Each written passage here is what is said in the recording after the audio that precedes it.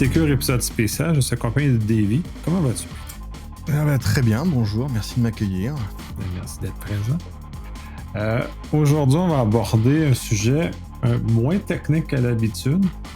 Euh, sur le grand vocable gestion des informations, mais on va aller plus précisément, du moins dans ce volet-ci, puisqu'on va le séparer en deux volets, au niveau de comment l'information existe, puisqu'on vit dans un univers d'information, donc c'est essentiellement ce que sur quoi on s'appuie principalement. Puis là, on va aborder le volet peut-être plus citoyen, plus général, à laquelle on vit dans un bassin d'information dans lequel celui-ci se pollue avec le temps, de façon volontaire et involontaire, tout dépendant de comment on l'observe.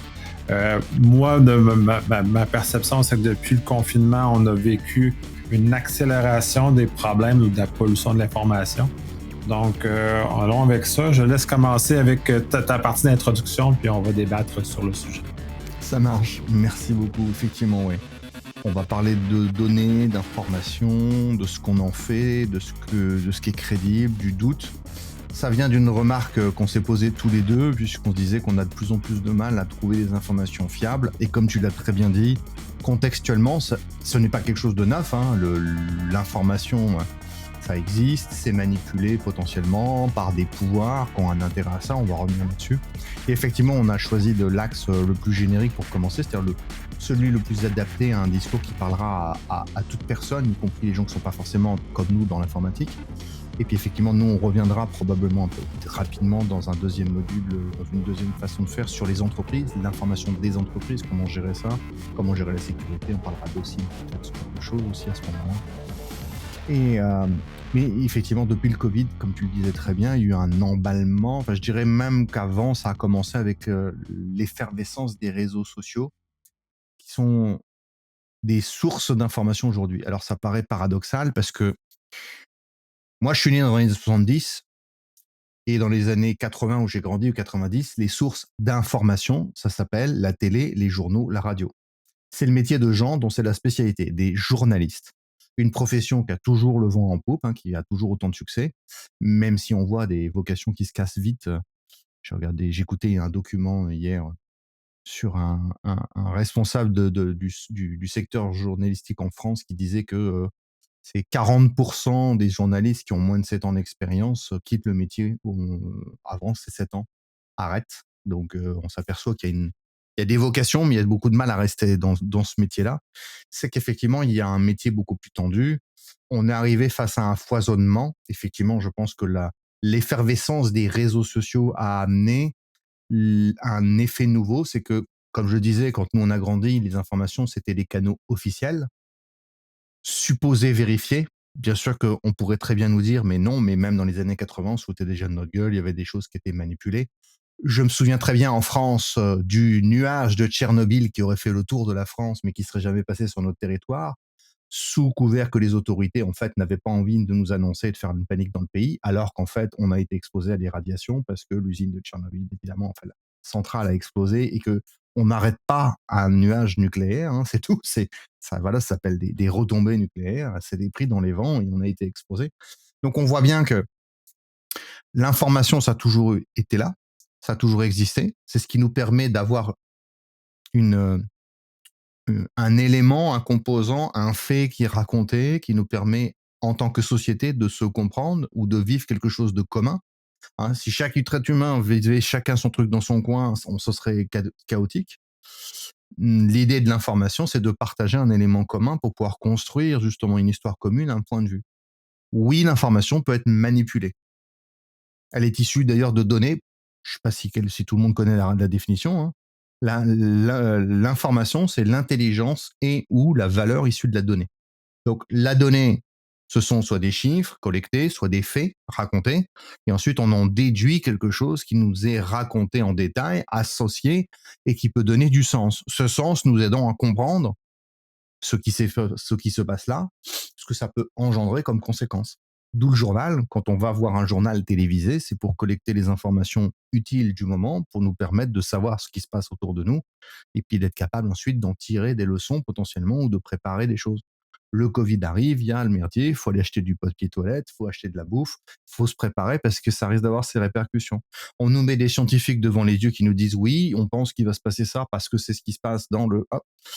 dans ce cas-là, et on essaie de se projeter. Le souci qu'on a aujourd'hui, c'est qu'effectivement, on est face à une démultiplication des canaux d'information plus ou moins légitimes. L'effervescence et le succès de Facebook en premier, parce que c'est vraiment le premier pour ça, a rendu, c'est une espèce de concept un peu bizarre. Moi, Facebook, j'ai jamais eu de compte perso. On est en 2024, j'en ai jamais eu. Et j'ai perdu des potes que je connaissais il y a quelques années parce qu'ils étaient tous sur Facebook et qu'il fallait être sur Facebook. Et ça m'insupportait ce côté-là. Et je leur disais, mais vous n'êtes pas une news digne d'intérêt. Il n'y a pas de quoi faire une couverture de journal pour vous. Je suis désolé, je vous adore, hein, mais savoir ce que vous mangez tous les matins, je m'en fous, pour rester poli. Voilà. Si tu veux m'en parler au téléphone, on en parle entre nous. Mais le fait d'avoir un mur d'infos où je devrais consommer ça comme si ça me regardait directement, non. Quand une personne me parle, il y a un échange humain. Il y a une communication, aller-retour, un échange, un lien. Quand quelqu'un met sur son mur Facebook des trucs, c'est comme si la personne disait « Regardez, je suis tellement important qu'il faut que tout le monde sache ce que je fais. Et si tu as raté un événement de ma vie, c'est de ta faute. » Je fais « Mais j'ai autre chose à foutre. J'ai 400 amis, je fais comment pour suivre tout le monde ?» Moi, au bout d'un moment, il y a 24 heures dans une journée, j'ai autre chose à faire de la journée. C'est à ça que servent les relations humaines. Donc, cette espèce de création, il y a plus de 20 ans, hein, quand on réfléchit, de Facebook, nous a amené cette logique c'est ce que j'appelle la culture du nombrilisme. Chaque personne, chaque citoyen pense que c'est ce qui lui arrive et ses points de vue sur un sujet sont des sujets dignes d'intérêt, qui, par le temps, ont fini par être mis à égalité avec les canaux d'information officiels. Et donc, ça veut dire que quand Choupette, le petit chat, s'est tordu la cheville, ça devient aussi important que quand des missiles nucléaires sont tirés dans un pays pour menacer l'autre. Je dis pas. Oui, ben c'est un énorme problème. C'est ça, c'est donner une tribune à des gens qui n'ont pas nécessairement la connaissance ou qui ne font pas les recherches comme il se devrait. Là, parce que là, le terme j'ai fait mes recherches a été surutilisé pendant notamment le confinement pour expliquer que les gens ont cherché sur trois sources Facebook pour réussir à justifier leurs choses. Quand que du vrai journalisme, c'est des sources réelles, terrain, diversifiées, qui ont une rigueur qui est très différente des gens qui disent qu'ils font leurs recherches sur Facebook notamment. Et justement, c'est cette façon-là, comme tu l'expliques bien, d'arriver au fait que la nouvelle du chat qui s'est tordu la cheville devient aussi importante que la guerre en Ukraine, notamment, ou des recherches scientifiques dans lesquelles on vient décrédibiliser ou réduire la portée ou ça. Puis ensuite, ben là, ensuite, il y a la distinction entre une nouvelle et une opinion aussi. C'est beaucoup perdu avec le temps. Quand maintenant des opinions passent pour des faits, quand ça demeure qu'une opinion basée sur un certain nombre d'informations, souvent incomplètes ou partielles. Et c'est exactement ce qui se traduit là. Donc, on devient le centre d'intérêt de son propre monde. Je suis désolé, hein, tous les êtres humains sont un peu nombrilistes quelque part, voire parfois très nombrilistes. Donc, ça veut dire que il y a des moments où en fait on réalise pas que ce qui est en train de nous arriver est important pour nous, mais pas pour le reste de la planète. Et comme je rappelle que les réseaux sociaux fonctionnent sur une espèce d'addiction, hein, où ça soigne certains mécanismes. Il faudrait qu'on revienne d'ailleurs un de ces cas sur le sujet, sur comment dire, l'addiction à la dopamine. Chaque fois qu'on dit qu'un truc et que c'est intéressant pour les autres, on a des likes, ça génère une situation de plaisir, et donc on a tendance comme ça à partager un certain nombre de choses. On réagit à ce qui nous arrive. Tu as raison. Tout ce qui nous arrive autour de nous, à l'échelle internationale ou même très locale ou familiale, engendre des réactions chez nous, des émotions qu'on a des fois envie de partager parce que c'est facile humainement. Et quelqu'un qui me raconte un parcours personnel qui peut me sembler instructif, ça m'intéresse en soi. J'ai rien contre les réseaux sociaux en ça ou l'histoire des gens. Mais il y a une graduation, et tu l'as très bien dit ici, on l'a vu pendant le Covid, entre le ressenti, l'opinion et l'interprétation qu'on peut faire de choses qui sont autour de nous avec le manque de connaissances qu'on a, puisque je rappelle que on ne sait qu'1% de ce qu'on sait réellement, hein, il y a 99% des choses qu'on ne sait pas. Et donc, on finit par avoir des opinions, c'est-à-dire qu'on entend un spécialiste nous parler d'un truc et on dit ce qu'on en comprend, sauf qu'on est nul. Il faut faire un peu preuve d'humilité. Et aujourd'hui, ce qui manque en 2024, je pense que c'est une humilité sur cette planète. C'est-à-dire qu'effectivement, on a été soigné, entraîné par les algorithmes et félicité pour ça, à dire « mais moi, ce que je pense, c'est super important ». Et tu as raison, ça se voit. Alors en France, on a actuellement il y a une bonne nouvelle, certains pourront dater comme ça à peu près la vidéo. Il y a une chaîne de télévision en France qui vient de se faire casser les pattes. qui vient de perdre ses ondes, qui s'appelle C8, qui était payé par un gros bourgeois français très très riche et très d'extrême droite, qui se payait un canal pour dire tout ce qu'il avait envie et surtout n'importe quoi, au risque d'avoir des amendes carrément par les organismes de contrôle qui ont fini par lui enlever la chaîne et qui dit je ne comprends pas pourquoi vous m'enlevez la chaîne. Je dis t'es pas censé avoir des amendes. Tu comprends que t'es pas censé dire de la merde tous les jours et payer des gens des millions pour dire de la merde tous les jours, pour humilier des gens, pour propager, pour diffamer littéralement, puisqu'on est sur de la diffamation. Donc la diffamation, c'est quand on dit quelque chose de faux, qui est avéré faux, qui est jugé par un tribunal comme étant faux et qui porte préjudice à d'autres personnes, à des partis politiques, à des individus, quels qu'ils soient. Donc là, on a aujourd'hui ces médias. Alors aux États-Unis, c'est des trucs comme. Alors je connais pas les chaînes, je vais pas dire de bêtises. On va dire qu'on s'est beaucoup influencé en France des États-Unis, où on a des chaînes d'opinion, c'est-à-dire que les gens viennent dire ce qu'ils pensent et pas ce qui est. Et le souci, c'est que aujourd'hui, on a même ça à l'échelle politique, avec un certain Donald T, donc, au sud du Canada, qui parle et ses partisans de réalité alternative. Alors, philosophiquement, ce terme est complètement con. Il n'y a pas de réalité alternative. Le ciel est bleu. C'est tout. C'est factuel, c'est contrôlé, c'est mesuré, il y a des longueurs d'onde, toute la planète le voit de la même couleur. Eux, ils sont capables de vous dire non, c'est rouge. C'est-à-dire que vous dites oui, mais. Et de le répéter. Par contre, ils ont des chaînes de télé et des gens qui propagent ça sur les réseaux sociaux, ce qui fait qu'au bout d'un moment, ça met le doute. Ça commence à propager une idée qui est totalement fausse, au risque de cacher derrière une volonté d'avoir un discours. Si c'est rouge, c'est parce que c'est la faute des méchants qui sont en face de nous, qu'on n'aime pas, et c'est leur faute, c'est sûr. Je ne vais pas leur inventer des excuses, etc., parce qu'ils en trouvent toujours plein. Mais ils sont très forts pour ça. C'est-à-dire que finalement, l'information qui m'est donnée est fausse, elle est faite pour nuire, elle ne me concerne pas directement. Là, je suis en train de faire. Alors, je me plante toujours entre Platon et Socrate, mais je crois que c'est le mécanisme platonien qui dit si ça ne te concerne pas directement, si c'est malveillant et si tu ne peux pas en vérifier la source, alors ne tiens pas compte de cette information. Le problème est qu'aujourd'hui, même les canaux officiels commencent à nous arroser d'informations de ce type-là, dont on ne connaît pas forcément la source, qu'on a beaucoup de mal à définir, qui sont des informations malveillantes, c'est-à-dire qui sont vouées à nuire à un pays, un pouvoir, une population, un groupe humain défini, pour le bénéfice d'un autre groupe humain défini, parce qu'en fait c'est ça le pouvoir, hein, c'est des enjeux de pouvoir. Moi j'aime pas ce que tu dis, j'aime pas ce que tu penses, donc je vais m'opposer à toi, peu importe qui je suis, peu importe qui vous êtes. Et c'est ça l'histoire qui est derrière. Il n'y a pas d'information neutre. Une information neutre, ça n'existe pas. Les faits peuvent être neutres. On mesure la température qu'il fait aujourd'hui, c'est une mesure, il y a le mercure qui monte et on sait, en degrés Celsius ou Fahrenheit, peu importe d'où vous venez. D'accord? Ça, c'est factuel. Aujourd'hui, moi, j'ai trop chaud. Ma femme vous dirait qu'il fait bon. C'est une question de ressenti. Est-ce que c'est une information? Non. Le fait qu'il fasse 30 degrés, c'est une information. C'est un fait. Le fait que David dise qu'il fasse chaud, c'est pas un fait. Par contre, si j'avais les pouvoirs de vous marteler pendant des jours et des jours que c'est un fait important, je le dirais, il fait trop chaud, c'est nul, il faut faire ça, il faut changer, c'est la faute de mes ennemis, etc. Ouais, ça devient, c'est ça, une opinion que tu exprimes. Puis pour la chaîne de télévision que tu mentionnes, c'est Fox News aux États-Unis. Notamment, il y en a d'autres aussi. Oui, Mais c'est qui est le plus connu.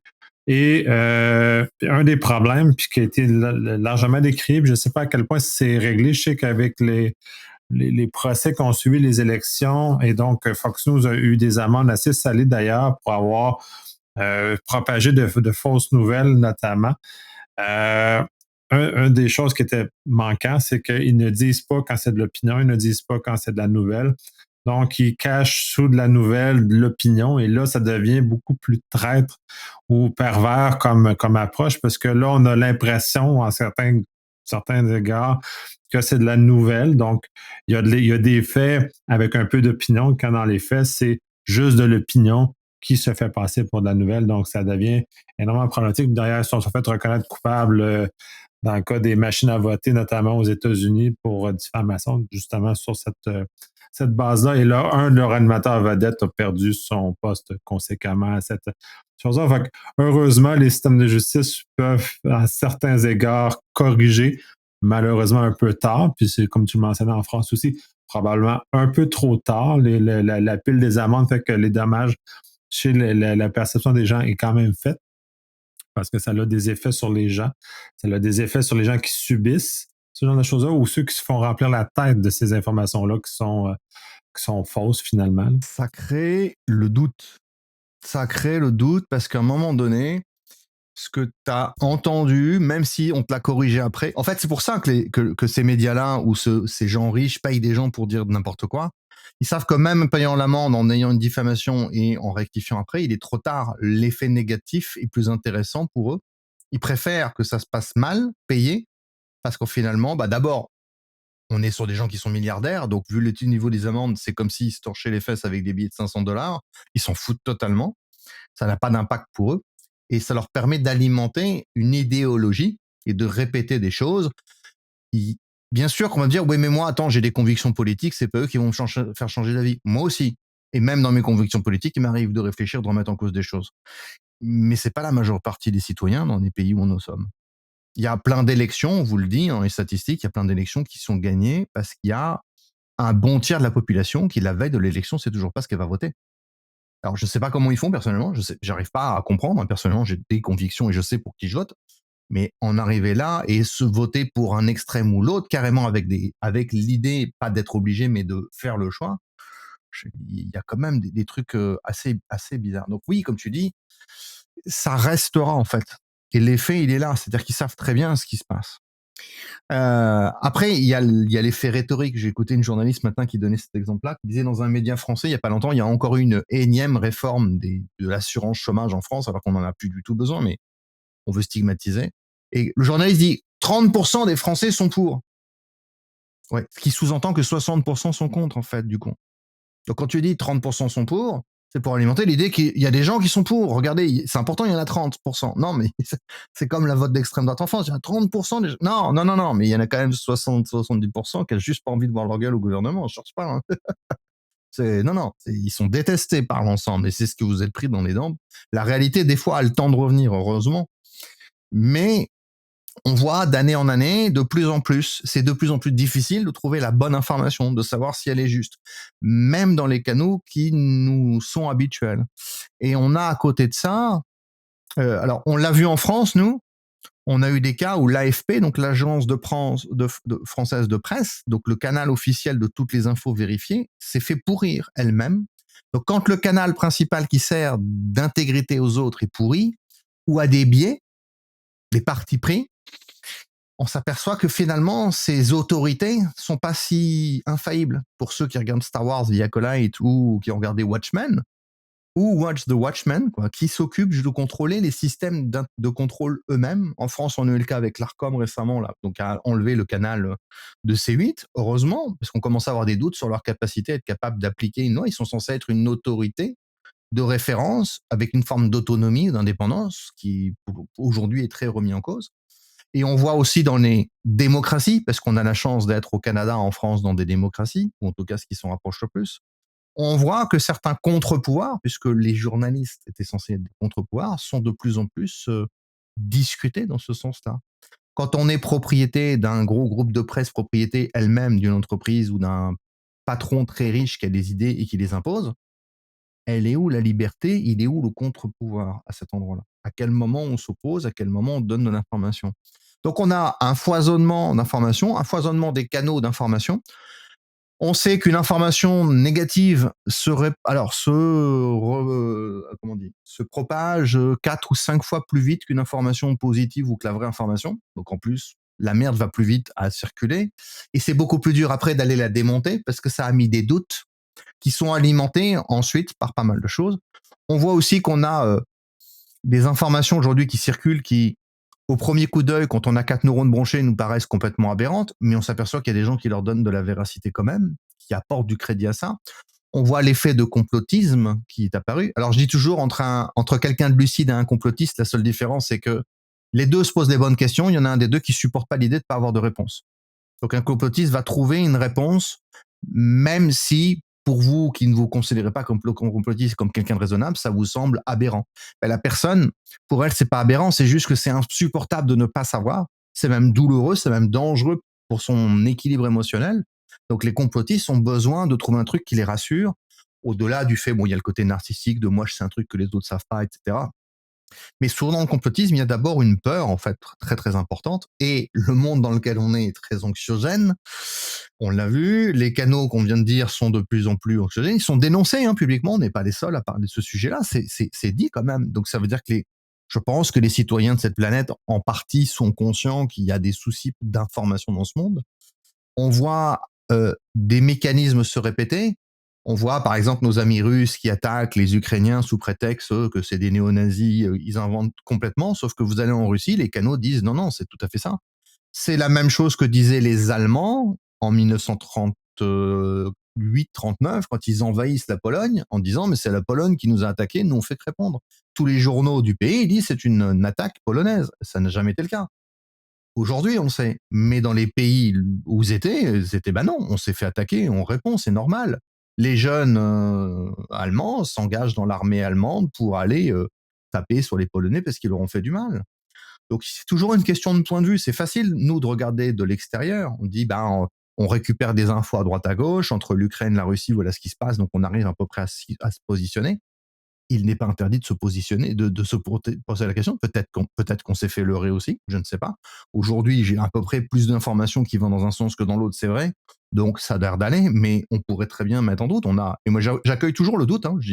Si quelqu'un a un doute sur un sujet, il faut aller chercher les infos. Par contre, ça veut dire qu'il faut aller multiplier les canaux d'information.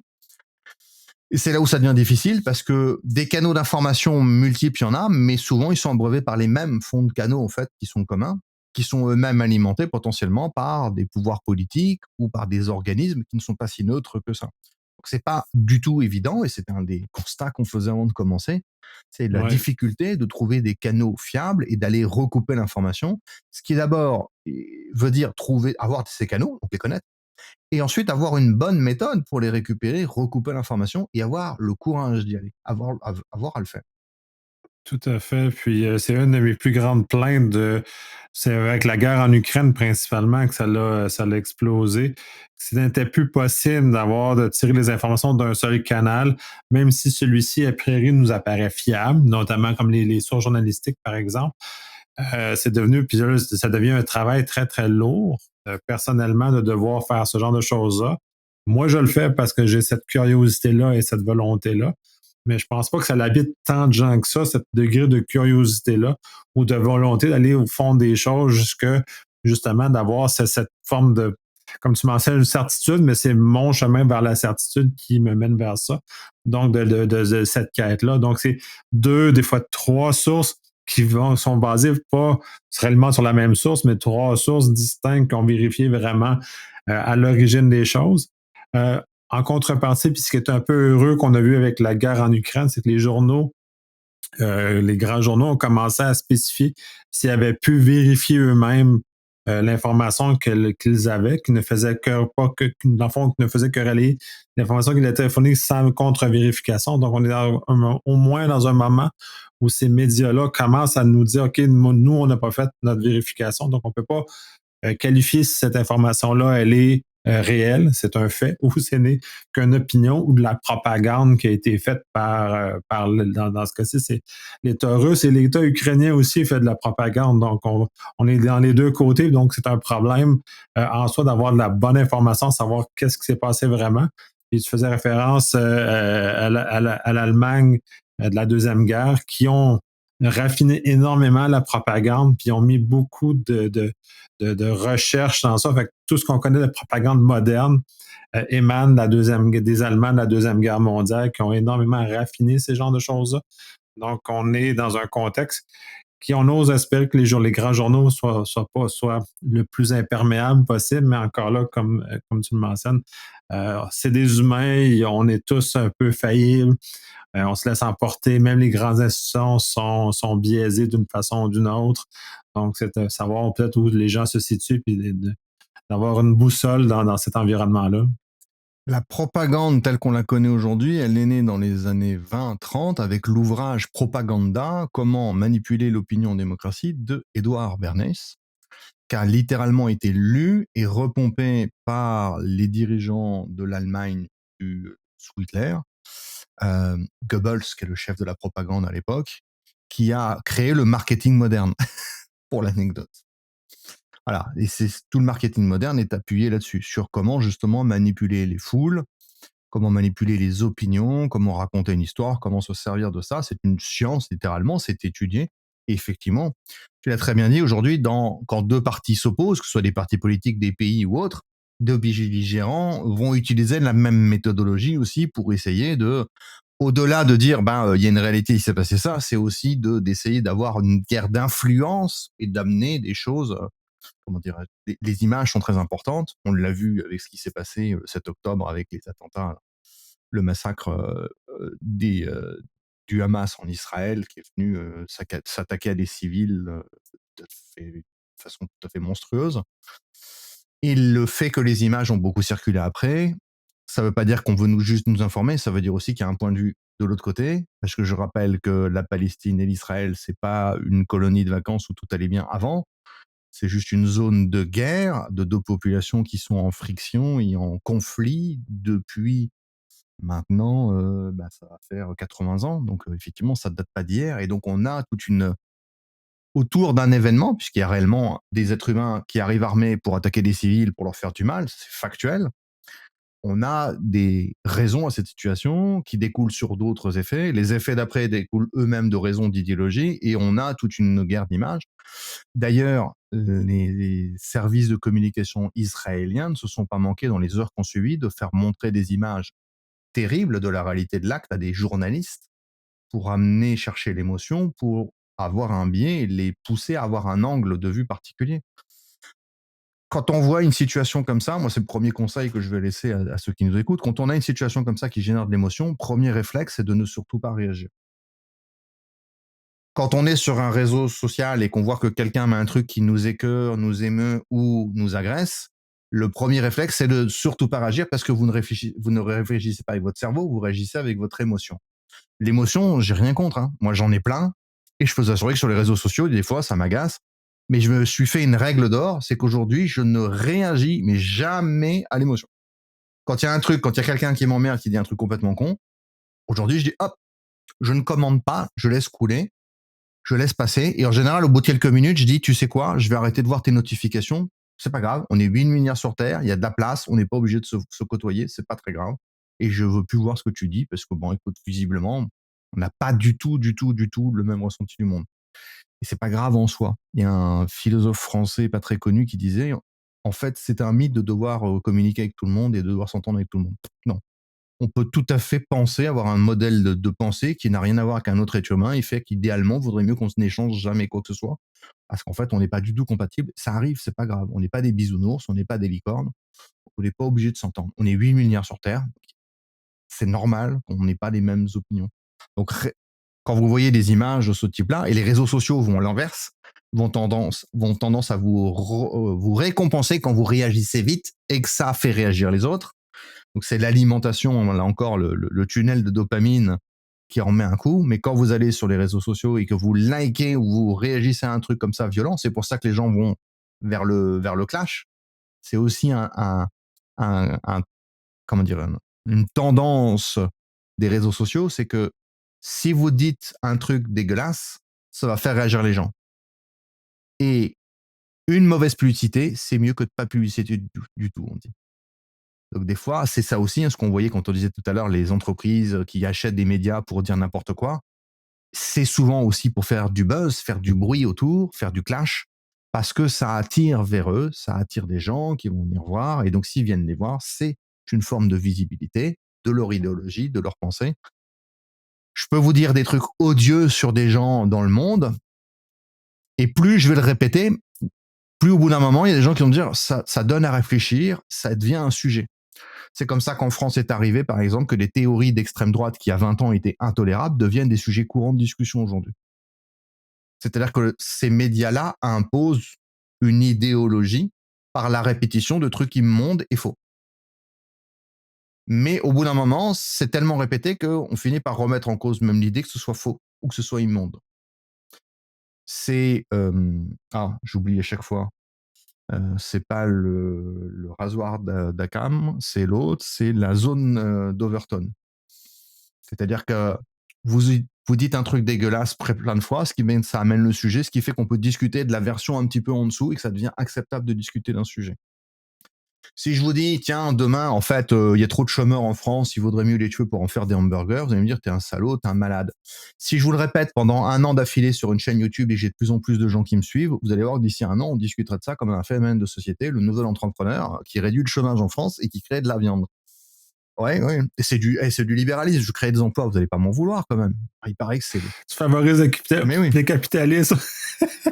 tu réinjectes des travailleurs dans le système. Au sens physique du terme, je les injecte. Et en plus, je suis pour tu vois, je suis contre la souffrance animale, donc ça évite de tuer les animaux. Ouais. Franchement, moi, je trouve des solutions. Hein.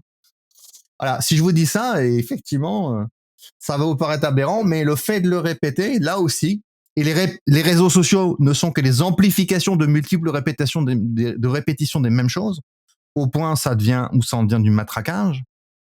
Dans nos bulles de réseaux sociaux fermés, puisque je rappelle que les réseaux sociaux sont faits sur des algorithmes qui analysent notre comportement et nos addictions personnelles. Donc, on a dans nos canaux de réseaux sociaux aussi que les informations que l'on trouve intéressantes. Alors, ça, c'est le deuxième biais. Je me suis forcé avec le temps à lire des journaux d'opinions différentes de la mienne. Parce que lire que les magazines ou les articles de presse des journaux que j'aime bien, qui pensent comme moi, bah, ça favorise mon idée que j'ai raison d'avoir raison. Et ça, c'est super important. Alors, ontologiquement, personnellement, c'est vrai que c'est très, très, très intéressant de te dire j'ai raison, j'ai forcément raison. Mais on a ce biais de validation. Si vous ne côtoyez que des gens qui posent la même chose que vous, au bout d'un moment, en fait, finalement, on se conforte dans l'idée qu'on a raison, au point où on remet même plus en cause les raisons pour lesquelles on est en train de penser ça, et peut-être que ce qu'on avait raison de penser il y a 10 ans n'est plus du tout valable aujourd'hui et doit progresser. Donc moi, c'est une deuxième chose, j'invite les gens à aller voir des médias divers et variés, sur divers supports et de diverses orientations idéologiques et politiques, quitte à lire des trucs qui sont très opposés à ce que vous pensez. Alors, parfois, ça vous permettra de dire, bah, effectivement, oui, là, moi, leur structure logique, je la comprends pas du tout, et de pouvoir alimenter une réflexion. Puis parfois, ça vous permettra d'avoir des points de vue, de se dire, mince, effectivement, peut-être que ceux que j'aime bien en politique, ils sont pas tout noirs ou tout blancs, c'est peut-être pas tous très gentils, peut-être qu'ils font des conneries aussi, peut-être qu'ils font des trucs. Comme disait un Canadien connu qui fait le pirate, toujours se poser la question de d'où vient l'information, qui me parle, quel est l'intérêt de la personne de me transmettre cette information. Parce qu'en fait, quand on vous dit quelque chose, nous, notre intérêt, c'est de faire résonner notre valeur d'humanisme et de dire, bah, nous, on aime bien éclairer les êtres humains qui sont autour de nous et les inviter à se sensibiliser. C'est ça. On fait ça parce que ça fait partie de notre ADN, on fait ça. On le fait gratuitement, c'est la preuve qu'on n'a rien à y gagner d'autre, c'est pas ce qui va nous faire gagner du business, on peut même se fâcher avec des gens qui n'ont pas la même opinion que nous, donc vous voyez, nous on en est là. Peut-être qu'on peut venir nous interroger sur la démarche, peut-être qu'on n'est pas conscient de biais dans notre démarche, c'est possible. Mais on est prêt à en discuter. Oui, tout à fait. Puis j'aime bien ça. Puis ça fait longtemps que, je le fais, que personnellement, je me soumets à des informations ou à des sources d'informations qui ne sont pas alignées avec mes valeurs, alignées avec mes choses, justement, pour être capable d'aller voir ce qui se passe ailleurs. Sur la base que, puis je les répétais souvent quand j'étais même plus jeune, étonnamment, que j'avais cette conscience-là, même plus jeune, où des gens disaient oui, pourquoi on pense tout pareil, pourquoi les choses ne changent pas? Ben, la réalité, c'est parce que les gens qui nous entourent, c'est des gens comme nous, fait qu'ils sont comme dans la même bulle que nous. Fait qu'incidemment, on ne tient pas ou rarement des gens qui sont contrariants ou vexants dans notre entourage, puisqu'avec le temps, on a tendance à juste s'agglutiner avec des gens comme nous, donc avec les mêmes valeurs, les mêmes discours, les mêmes choses comme ça, ce qui nous rend imperméables aussi socialement à voir ce qui se passe ailleurs, ce qui se passe dans d'autres classes sociales, ce qui se passe dans d'autres milieux de travail, ce qui se passe dans d'autres éléments. Fait que, ce que moi, ma perception du milieu du travail, elle est nécessairement biaisée par mes expériences et nécessairement biaisée par où je travaille présentement. Donc, ça va influencer énormément. Et d'admettre ça, c'est déjà un énorme pas en avant de dire, OK, ben, je sais que je suis biaisé. Je sais que je suis limité. Je suis un humain avec certaines limites et j'accepte ces limites-là. J'accepte qu'on me remette en cause d'ailleurs aussi, justement, que je puisse avoir tort. Et à la limite, je ne dis pas que j'aime ça avoir tort, mais quand j'ai tort, qu'on me le dise et qu'on me donne des faits et des éléments qui me permettent de me réactualiser, de revoir où je suis, où je me situe et comment c'est fait, et justement d'aller vers quelque chose et dans un contexte libre et non agressif, là, si possible, parce que quand on aborde l'agression et l'émotion dans cette genre de conversation-là, ben, on va nulle part puis on n'avance pas. Même si on ne partage pas nécessairement les mêmes choses, on peut vivre sans s'agresser ou sans se vouloir marteler sur l'autre le fait que j'ai raison, parce que j'ai pas raison, j'ai juste mon univers à moi dans lequel je vis, qui est alimenté par mes expériences et dans lequel, en tout cas, dans mon cas, j'essaie de faire cheminer. Et ça prend, ça tu l'as mentionné une fois, ça prend de l'humilité d'aller dans ces des éléments-là. Sans humilité, on n'a pas l'ouverture suffisante pour accepter qu'on puisse avoir tort. Et ça fait mal avoir tort. Là. Tu sais, je veux dire, ça gratouille mon intérieur quand que j'ai tort, mais maintenant, il faut admettre aussi. Je sais pas si c'est une question d'avoir tort ou raison, parce que ça, c'est une histoire de pouvoir, en fait. C'est de savoir reconnaître qu'on sait pas. Ce qui est très, très, très difficile pour beaucoup d'êtres humains. On en a déjà parlé, moi j'en parle souvent en formation. J'ai la phrase la plus intelligente qu'on puisse dire aujourd'hui, c'est je ne sais pas. Et tu donnais l'exemple du Covid, et je reviens dessus, parce que là, c'est typiquement ce qui s'est passé. On a une maladie, on a des épidémiologistes qui sont face à une maladie qui est en train d'arriver, mais on ne sait pas comment elle va se passer. Et les journalistes et les médias qui passent leur temps à leur demander qu'est-ce qui va se passer, qu'est-ce qui va se passer. On ne sait pas. Et en fait, cette affirmation, elle a été inaudible depuis le départ. Et donc, on a les politiques qui se veulent pour être rassurants et qui disent n'importe quoi. En France, ça a été une catastrophe. Entre allez-y, sortez, prenez pas de masque, il n'y a pas besoin, puis 3 semaines après, on bloque tout. Et alors qu'on savait déjà, en fait, si on était juste rationnel, si on regardait les faits, les scientifiques, les épidémiologistes disaient déjà, ben non, il faudrait bloquer là par précaution pour essayer de limiter si on regarde. Et on a en fait le scientifique qui va regarder des faits, même si le scientifique peut ne pas être neutre et être biaisé aussi, bien sûr, hein, mais l'approche scientifique, c'est on sait quel type de maladie c'est, ça rentre dans telle catégorie, voilà les symptômes, voilà comment ça se propage. Donc, bah, techniquement, pour toutes celles qu'on a vues avant, voilà ce qu'il faut faire pour essayer de limiter l'effet négatif. Et les personnes qui sont en face, qui doivent prendre des décisions, elles sont pas sur ce sujet-là. Elles sont pas sur les faits, elles sont sur l'opinion. À partir du moment où on est sur l'opinion, c'est ce que tu disais tout à l'heure, quand on, quand on pense, quand on réalise qu'on se trompe ou que son opinion finalement elle est pas si stable, si solide que ça, on peut accepter d'aller chercher, d'entendre autre chose, se dire bah tiens, dis-moi alors, tiens, c'est intéressant ce sujet-là, je l'avais pas vu sur cet angle-là, et d'accepter cette écoute. Par contre, comme tu disais tout à l'heure, on finit par se chicaner, se rentrer dedans, parce qu'aujourd'hui, on est face à des opinions. C'est-à-dire qu'on confronte des opinions. Et avoir tort ou raison, c'est ça. Ça veut dire j'ai la bonne opinion, t'as pas la bonne. Et le problème, c'est qu'ensuite, on baigne dans une époque où, sur les médias, moi je joue en France, on discute plus du fait, on discute de l'opinion, et c'est celui qui sera le plus insultant, le plus violent, le plus agressif. La chaîne de télé qui disparaît en France là, avec le fameux présentateur catastrophique qui est Cyril Hanouna, c'est du bullying, tu sais, des enfants qui se réunissent autour du table pour mettre à mal un autre. Et ça fait des années que le mec, il se paye une audience avec ça. Et on dit c'est génial. Non, c'est horrible. C'est psychologiquement très dérangeant. Les gens qui sont dans cette émission sont très très malsains. On a toute une mise en scène volontaire qui a été dénoncée depuis. On voit que c'est orchestré. Et on a cette façon de dire, moi, ce que je pense, c'est mieux, toi, c'est de la merde. Et ça se voit dans la rhétorique. Hein. Si vous lisez Schopenhauer, l'art d'avoir toujours raison, voilà, littéralement. Si vous voulez faire un truc cet été, lisez ce bouquin, il est génial. Ben, en rhétorique, quand on n'a pas d'argument factuel pour défendre une opinion, on démonte l'interlocuteur lui-même, on l'attaque, c'est une attaque qu'on dit ad nominem, on attaque la personne, on le diffame, on l'humilie, on lui rentre dedans, on le déstabilise émotionnellement pour pouvoir dire, regarde, il est nul, en fait, alors qu'on n'a jamais parlé du fond de l'histoire, on ne parle pas des faits, qu'on détourne aussi pour en faire ce qu'on veut, et où on les sort de leur contexte, on les manipule pour aller dans un sens. Donc, avoir une démarche scientifique sur les faits, c'est pas donné à tout le monde. Et je pense qu'il y a un problème d'éducation aussi de ce côté-là. On n'a pas à l'école, même si on est censé avoir vu ce genre de choses, finalement, on a très peu de choses qui nous permettent de faire ça. Il y a très peu d'élèves qui ont fait des études de lettres, par exemple, dans leurs études, et qui sont capables de l'utiliser dans leur analyse de tous les jours des faits qui leur sont donnés. parce qu'on réagit d'avant tout à une émotion, on réagit vite et on se pose pas la question. Et comme tu dis, on le rappelait, bah, le point de départ, c'est d'être humble, de se dire je ne sais pas.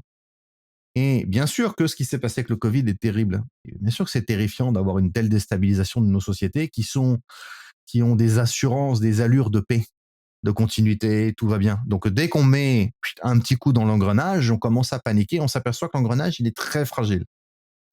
Et on peut très vite avoir une grosse comment dire, euh, influence sur les opinions et mettre en mouvement des forces qu'on maîtrise pas forcément.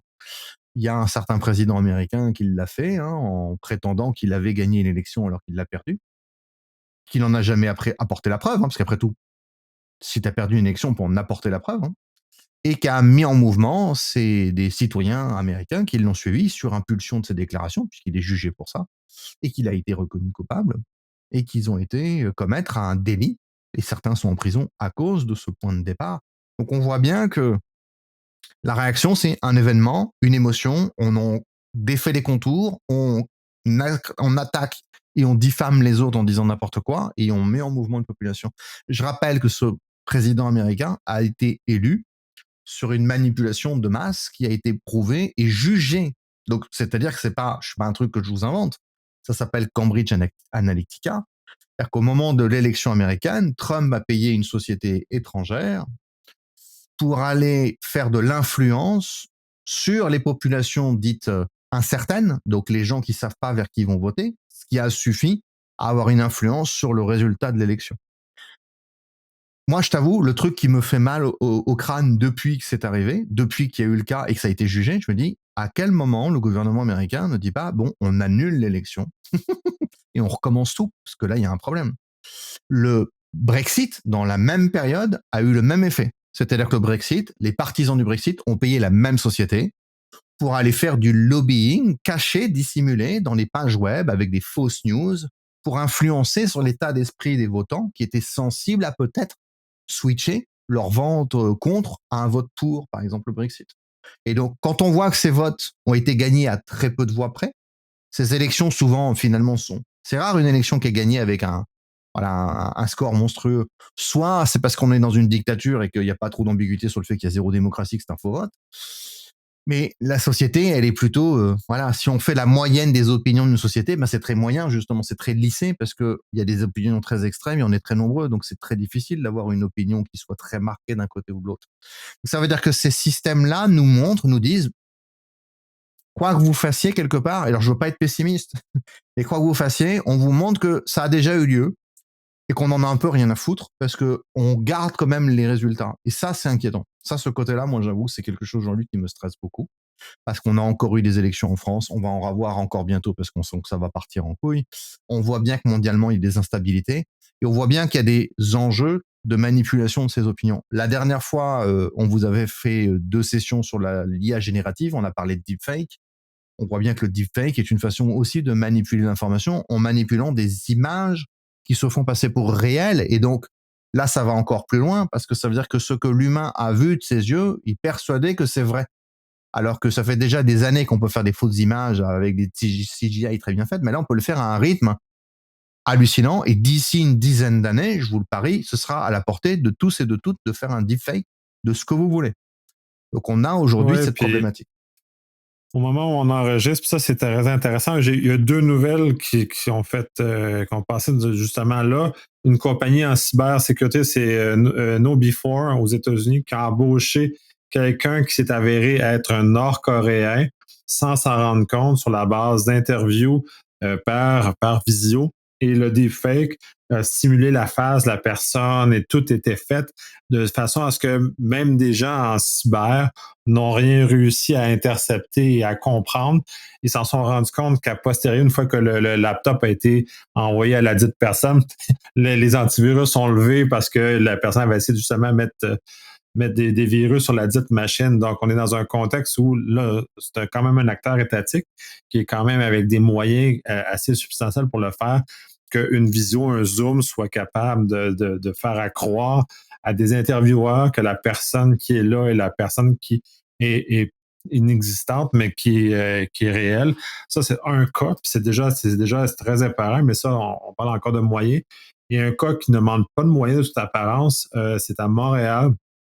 Des parents se sont fait appeler par ce qui était semblé la voix de leur fille, qu'elle s'était fait enlever dans un endroit et tout et tout. Fait que les parents ont parti en panique. Et selon eux, parce que là on est vraiment dans l'émotion, les intonations de voix de leur fille étaient exactes, sa façon de parler, tout leur laissait vraiment présager que c'était vraiment leur fille qui était là et qu'ils voulaient solliciter donc l'émotion et l'énervement. La nouvelle ne dit pas pourquoi, les motivations qui est en arrière, parce que c'est pas un cas de rançon. D'habitude, si on cherche des rançons.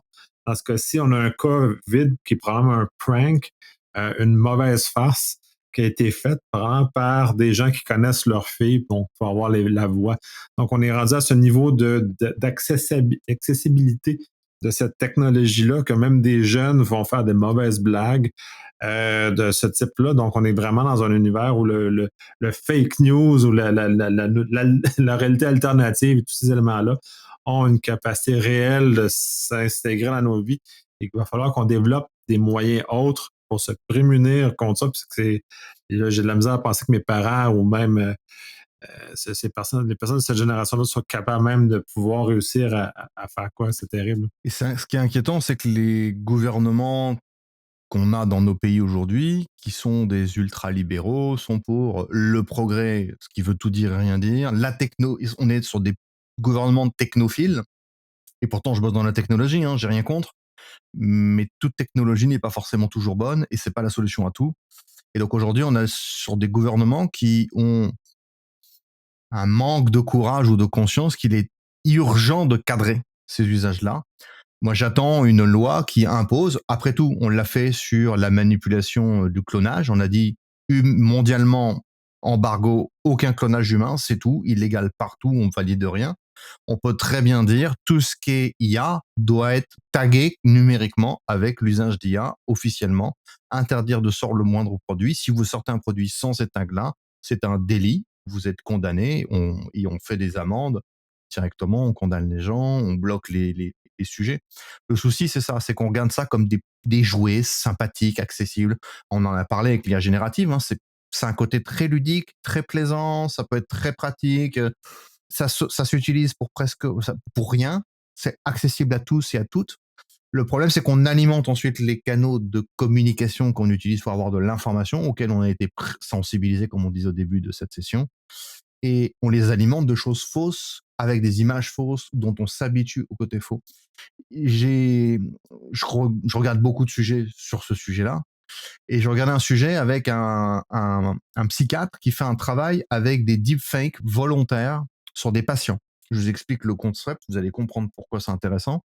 Il prend quelqu'un qui a, par exemple, c'était là une journaliste qui avait une phobie de l'eau, qui avait peur de se noyer, et donc ils font un scan complet de son visage. Ils prennent une actrice qui va en combinaison dans l'eau, et ils lui font voir sur un grand écran les images avec son visage en train de prendre du plaisir à aller se baigner. Et il dit, le cerveau n'a pas besoin de vivre un événement pour que le souvenir de cet événement soit ancré comme une expérience réelle. J'en veux la preuve que on a tous et toutes fait des rêves quand on était enfant qui nous hantent 30, 40, 50 ans après. Où on est persuadé d'avoir vécu quelque chose. Petite anecdote personnelle, petite dédicace à ma belle-fille, qui a 6 ans, rêve que je lui fais du mal et qu'il m'en veut pendant 2 semaines. Que j'ai été méchant avec elle, et pendant 2 semaines, elle m'en veut alors qu'elle a rêvé. Ça n'est jamais arrivé, elle était juste, elle m'a fait la gueule, elle a mis plusieurs jours à le dire à sa mère à l'époque. Je lui ai dit, mais c'est un rêve, ma poulette, j'ai rien fait. Oui, mais pendant 2 semaines, ça a été dur parce qu'en fait, l'émotion était telle. Et donc, si on est capable de tromper le cerveau avec des deepfakes de nous-mêmes en train de vivre une expérience, vous imaginez, dans un flot d'informations, on accueille aujourd'hui, la plupart d'entre vous, ne dites pas le contraire, et on est tous sensibles à ça, même si nous, on a cette sensibilité en plus, la plupart d'entre nous, le premier réflexe, c'est d'apporter du crédit à l'image. Alors, nous, on a des têtes de parano actuellement et on se pose des questions, donc souvent maintenant, on va mettre en doute systématiquement. Et je m'aperçois que depuis quelques mois, j'ai ce doute beaucoup plus fort qu'avant. dès que je lis un titre de presse d'un sujet qui me semble intéressant, par exemple, je l'ai eu il y a quelques jours avec l'annonce que Biden se désiste, et ben il a fallu que j'aille rechercher l'information à plusieurs endroits pour être sûr que ce soit vrai. Et tout de suite, ça m'a mis le doute. Alors, vous voyez, il faut avoir ce réflexe du doute.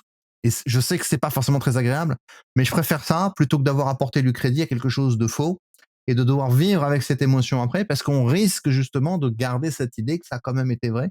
Méfiez-vous, des fois, notre cerveau, il aime bien vivre avec ce qu'il pense avoir vécu plutôt qu'avec la réalité. Donc, on a Ouais. cette problématique aussi. Ouais, c'est compliqué. Puis c'est des volets très intéressants de la psychologie qui sont malheureusement peu connus dans l'espace public. Le cas de Biden aussi, quand on me l'a dit, j'ai dû revérifier à 2 à 3 sources parce que Ah, j'y là, je croyais trouvais pas. ça un peu c'est un peu hors norme. C'est une nouvelle qui crée de la surprise, Oui. va Eh ben, nécessairement déstabiliser ma perception de et on l'univers. avait eu en plus juste avant les canaux officiels qui répétaient en boucle que non, non, non, il confirmait, il allait rester, sa famille disait surtout pas, l'idée est là, mais ça n'aura pas lieu. Donc effectivement, ouais, en plus c'est ça, c'est qu'en plus on a une communication qui va dans un sens qui n'est pas mauvaise ici, hein, mal intentionnée, elle dit juste l'État pour participer à une élection, il valait mieux dire qu'il allait continuer. Et puis effectivement, le fait que ça tombe d'un coup comme ça, et on finit par mettre en doute. Donc, dès que vous avez comme ça une image, mais même peut-être des choses à moindre échelle, hein, on s'aperçoit aujourd'hui que les manipulations d'informations, elles sont faites aussi à des échelles plus petites. Euh, Ça peut être des attaques locales dans un village, un vol, une agression qui est remis en avant. En France, on a eu des ingérences russes avérées pendant depuis le 7 octobre avec la problématique qui tourne autour de la Palestine et d'Israël, pour essayer de créer de la déstabilisation. N'oubliez pas qu'une petite mauvaise information peut créer suffisamment de déstabilisation pour foutre la merde dans le pays. Et c'est plus facile à mettre en œuvre et ça coûte moins cher de déstabiliser un pays par des mauvaises informations que d'envoyer un missile nucléaire. Donc pensez à ça aussi. Nous, je pense qu'on reviendra sur le sujet avec les entreprises la prochaine fois. Justement, on viendra voir comment une entreprise peut gérer ça, parce que c'est pas évident. Une entreprise peut donner à voir des informations, peut avoir des informations très critiques, peut aussi s'abreuver elle-même d'informations. Et les employés, et on parlera un bon sujet là-dessus, peuvent aussi avoir des difficultés à saisir l'importance des informations qu'ils possèdent ou ils et elles incarnent ou qu'ils peuvent laisser libres derrière. On aura un beau sujet de sécurité de l'information à faire. Tout à fait, puis c'est intéressant, puis je vais boucler, puis on va conclure là-dessus. Quand tu parlais justement, les psychologues utilisaient pour justement désensibiliser la personne face à la peur de l'eau, il y a eu des études pendant des années qui ont été faites sur les personnes qui sont amputées, mais qui continuent à avoir une douleur du membre amputé. Puis ça, c'est un des problèmes qui sont puis il utilise un miroir avec la main existante. Puis le cerveau, puis là, on le sait, la personne le sait, elle voit le miroir, elle voit tout, mais le cerveau, il se fait complètement avoir et fait disparaître la douleur qui était permanente chez ces gens-là, qui était vraiment, qui leur diminuait énormément leur qualité de vie, a disparu que par le fait de voir sa projection dans un miroir du membre non amputé, puis ça devient défaire l'image du cerveau. Il faut se rendre compte à quel point notre cerveau est facilement manipulable. Tu parlais des rêves aussi. J'en ai certains des rêves d'enfants et c'est l'émotion qui est associée, Tout à qui va fait. avec ce genre de choses-là. Puis même comme adulte, des fois, il m'arrive d'avoir des rêves très intenses ou des cauchemars plutôt très intenses. C'est plus sûr qu'on se souvient que des rêves plus paisibles. Euh, et ces cauchemars-là, des fois, j'en ai des choses qui restent pendant des semaines de l'émotion qui est associée. Et à me demander si l'événement qui est relatif à ça est existant ou pas, et à quel point c'est facile de réussir à tordre un peu le mécanique que par un rêve dans ce cas-ci. Donc, c'est assez terrible de savoir qu'on est dans cet univers-là, de devoir remettre en doute justement constamment un peu ces différents éléments-là. On a fait un grand Mhm. tour. En espérant On va qu'on garder vous ait pas trop fait peur. Ouais, ben c'est d'avoir ramené, c'est l'esprit critique, d'être capable de s'ouvrir et faire attention d'ailleurs à les informations qui nous sont données. Recouper les Cette sources. capacité de se défendre un peu aussi, parce qu'intellectuellement, c'est malheureux, mais on est bombardé, puis c'est pas tout le monde qui veut notre bien, ou ils veulent notre bien, mais ils veulent Oui. pour leur intérêt Ouais. à eux. Hein? On dit le chemin d'enfer est pavé de bonnes intentions. Donc vouloir le bien de quelqu'un, ça veut pas dire qu'on fait les choses bien. Oui, essentiellement, fait de voir, puis tu mentionnais justement les trois axes qui sont très importants, de savoir est-ce que la personne a une motivation particulière à nous communiquer cette information-là. Donc, de toujours se questionner sur l'objectif de la personne qui veut absolument nous pousser Est-ce que ça nous une idée. concerne? Est-ce que c'est bienveillant? Et est-ce que c'est vrai? À partir de là, si ça correspond aucun des 3, dis: «Rien à foutre, tu peux continuer à parler, ça m'intéresse pas». Et si c'est une personne qui revient souvent dire la même chose, en fait, il faut couper le contact avec cette personne. Faut pas hésiter. Et sur les réseaux sociaux, je vous invite à bannir plein de comptes comme ça. Dès que vous avez du pourrissement, n'allez pas échanger, discuter, sachant que la personne peut être là exprès pour ça. Coupez court, dis hop, au revoir. Là, on est 8 milliards sur Terre. La Terre est très grande. Et d'ici qu'on finisse cette vidéo, il y a d'autres gens qui seront nés, d'autres qui seront morts. Ne vous inquiétez pas. On aura l'occasion de voir des humains, de discuter avec eux. On n'est pas obligé de s'entendre et tout. Ouais, puis si on rencontre quelqu'un qui veut trop avoir raison, c'est déjà un signe important qu'on a une situation problématique devant nous. Parce que normalement, il y a personne qui insiste pour avoir absolument raison et de vouloir vaincre avec son argumentaire quelque chose. C'est quelque chose qui est un peu, à mon sens, absurde. Donc, bref, on va conclure ça. On espère que vous n'êtes pas trop déprimés, comme tu as dit, qu'on vous a donné aussi des éléments, des outils pour vous aider un peu à vous à manœuvrer là-dedans. Parce que c'est dans le monde dans lequel on est maintenant, dans le cas les informations sont le centre de ce qu'on vit et on est baigné de plus en plus.